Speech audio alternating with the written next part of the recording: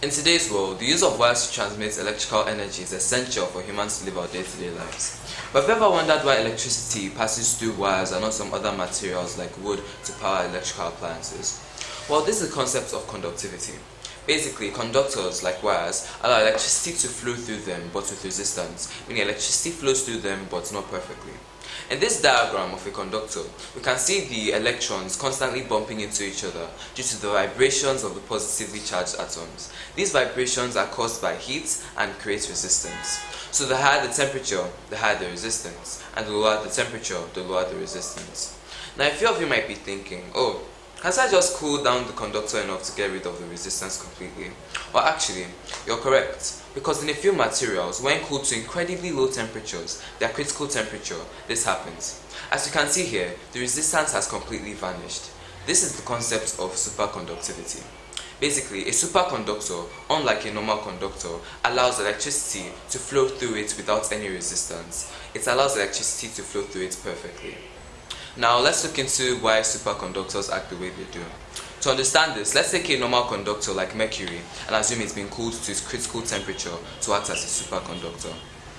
When this happens, the positively charged atoms and the electrons have a slight attraction to each other.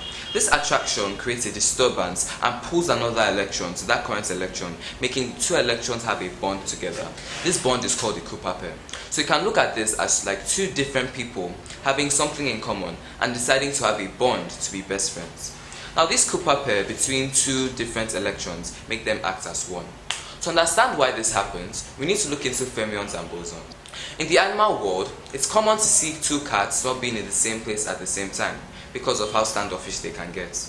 And then we have puppies, they can be in the same place at the same time because they tolerate each other. Fermions are the cats of the quantum world and bosons are the puppies of the quantum world. Like cats, fermions cannot be in the same place at the same time. They cannot be in the same quantum state.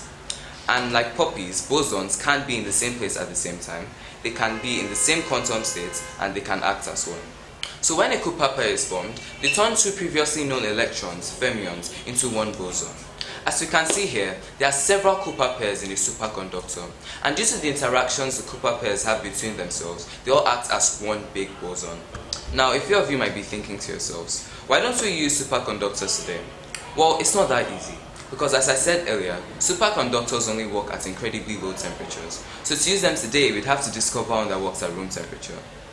But when scientists discover a room temperature superconductor, and believe me, they're getting close, this will completely revolutionize the way we transmit energy forever.